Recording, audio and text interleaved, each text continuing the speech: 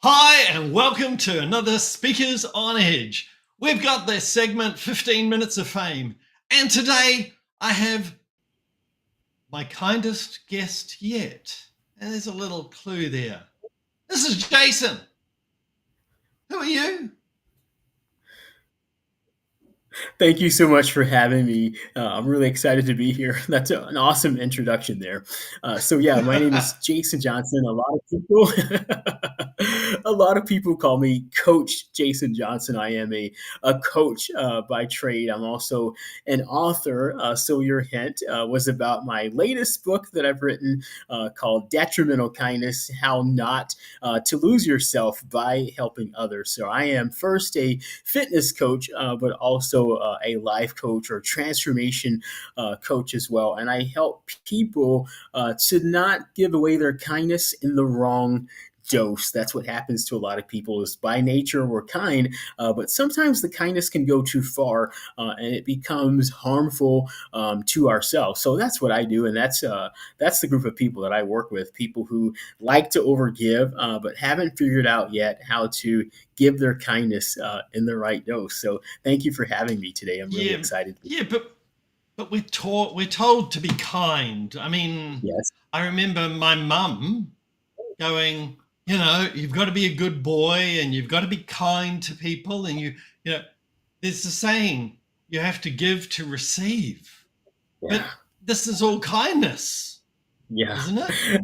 It is kindness until it gets to the point where it deletes us out of the equation. And that's what happens is we delete ourselves out of the equation. And if you ask me, kindness should never delete ourselves out of the equation, because what happens is we're left being like drained, we're exhausted. Another big sign of detrimental kindness is resentment at the very people that we love. So even though we're being a good little boy or a good little girl, at some point you realize that you've actually disappeared.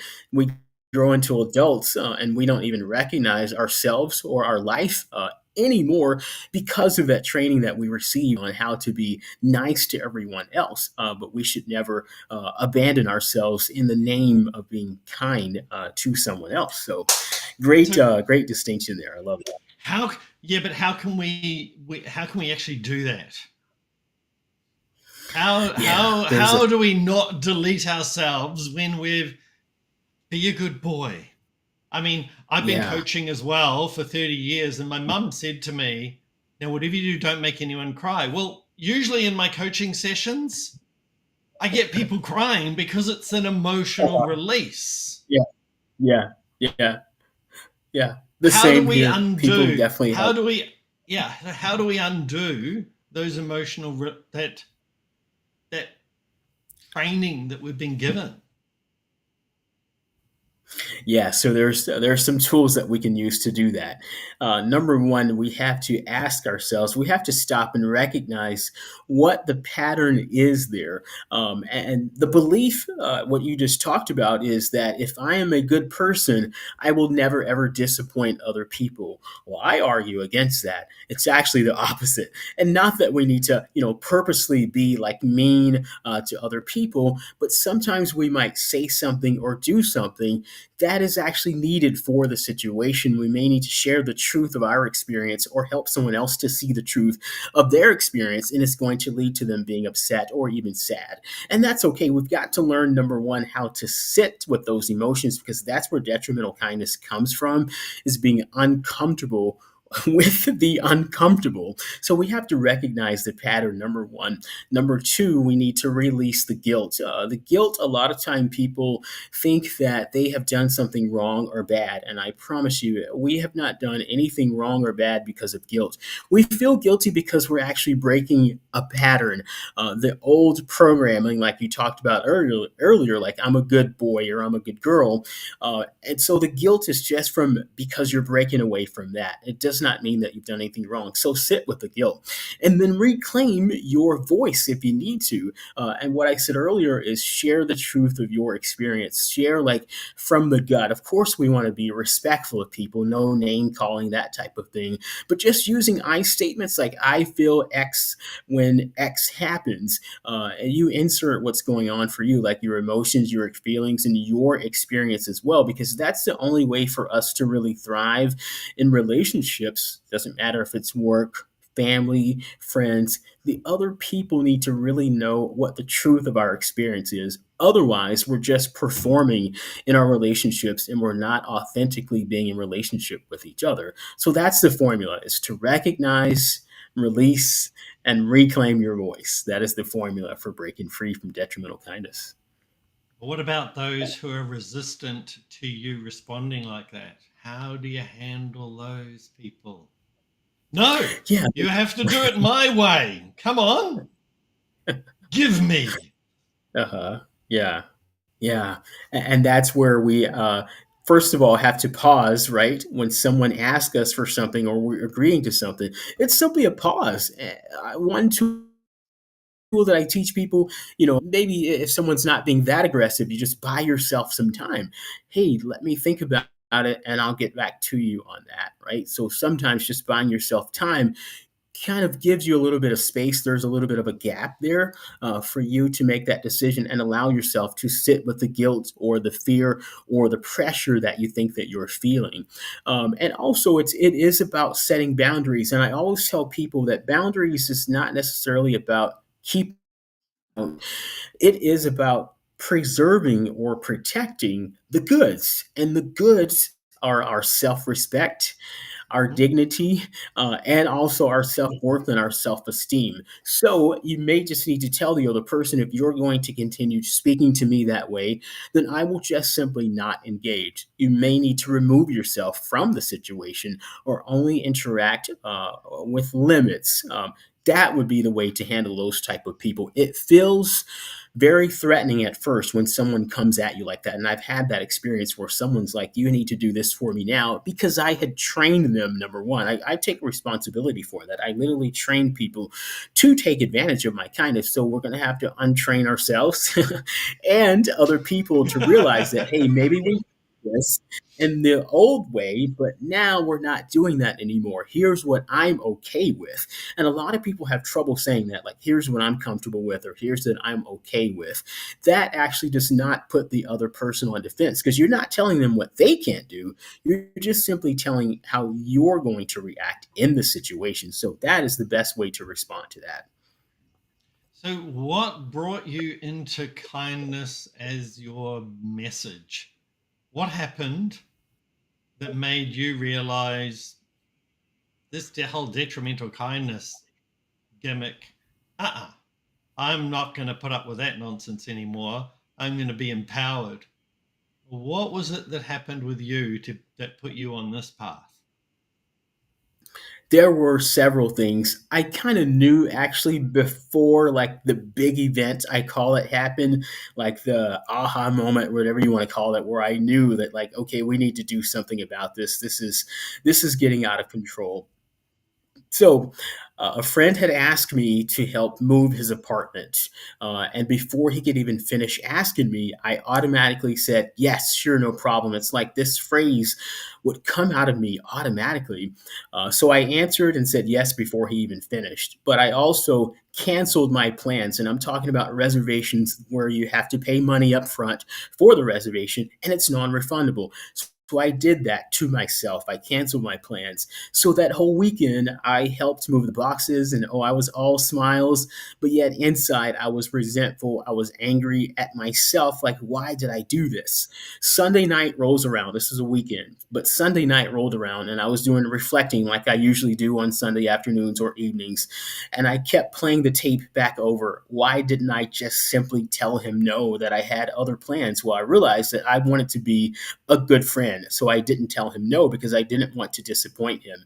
But I also realized that I never got any real gratitude from him. There was just a quick text from him that said, hey, thanks, man.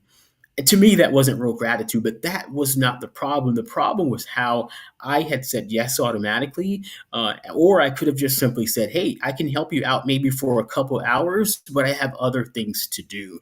So I knew at that moment at 2 a.m. on a Sunday morning, knowing I had to be at work at 7 a.m. the next morning, there was now no way to get some rest. And here I am left like resentful and angry at a really good and dear friend of mine. So I said, this has to stop. I'm actually like starting to ruin my relationships, not because of what anyone else is doing, but because of my inability or whatever it was, unwillingness to simply say no or to only simply say what I was willing and able to do at the time.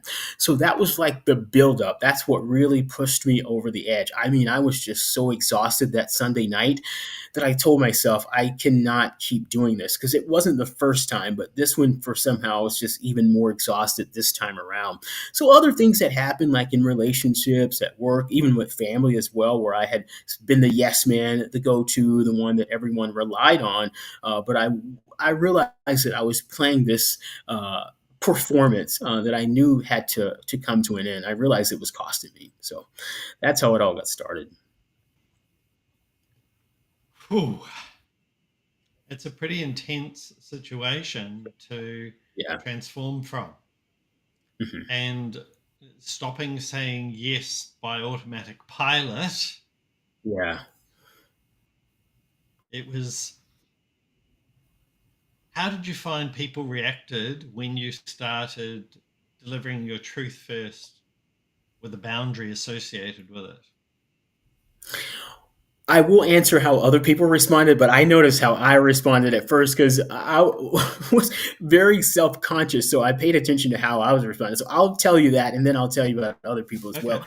I Yep. noticed that I was nervous, like palms sweating, even getting a little sweaty, even like playing the tape over in my head beforehand, like, how is this going to play out? How is this going to work itself out here? I really need to figure it. So sometimes pacing back and forth. But I actually noticed that people actually started to respect me more by telling them the truth of my experience or the truth of what I was willing to do or not do. There were a couple of people who you can imagine were not so happy.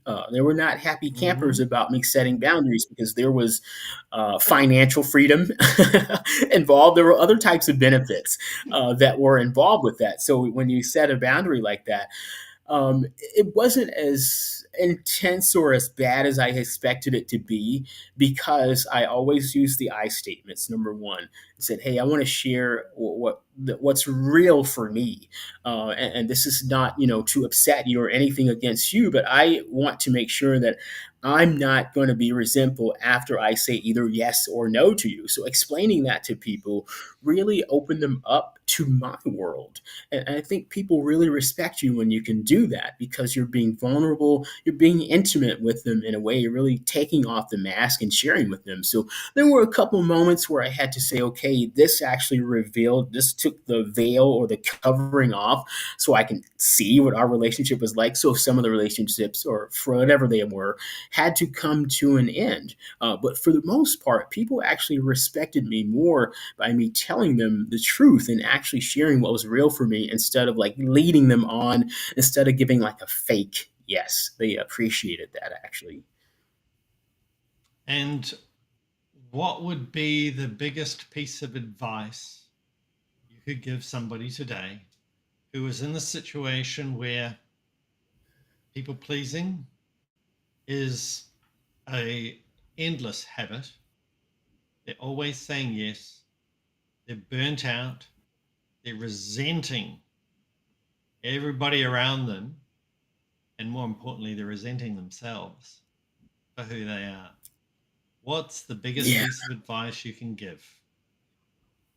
Is to be with yourself and be with all of yourself that's coming up for you. The good, just like the movie, the good, the bad, and the ugly. As much as we celebrate our successes, we need to acknowledge ourselves for the challenges. So, what I'm saying is to not be hard on yourself. And I know that people are not just going to suddenly not be hard on themselves, but it's going to take some time. That is my piece of advice, is to allow yourself the space to recognize these patterns, and also to know, I think that's going to be the bigger piece of advice, to know that it's not your fault. Most of us were trained by good people to always be the Mhm. nice person, to always sacrifice and put others before yourselves, right? So it's not our fault. We've been taught this, but we can unlearn this also, and it's not going to happen overnight. I studied psychology in university, and what I learned is that when we make new patterns, it takes the brain a little bit of time. The brain kind of goes into panic mode when we break these patterns. So it's just like going sledding on a fresh hill of snow. The first time you go down that path, it is not going to be easy. You've got to clear out some of the snow first. It is the same way with breaking this pattern. You have to just simply carve out little by little these things that are getting in the way, the fake yeses. They might still come up. It actually happened to me about a week ago. Someone asked me for something, and there it was. Oh, sure, no problem. I caught it that time actually and was able to save myself. But what I'm saying is, even me, the author of the How to Be Kind to Yourself book, still at times will give an automatic yes before even realizing it. So what I'm saying is we all may do it at some time. It's not about being perfect. It is about making progress, is what it's about. Exactly. And if anyone wants to contact you, what we're going to do is we will have on our 15 Minutes of Fame page on our website at speakersonedge.com, we will have your beautiful photo with a button going to your preferred URL. Yeah. And I want to thank you for being with us today on your 15 Minutes of Fame. And that's it for the show today. We'll see you on the next one. Bye.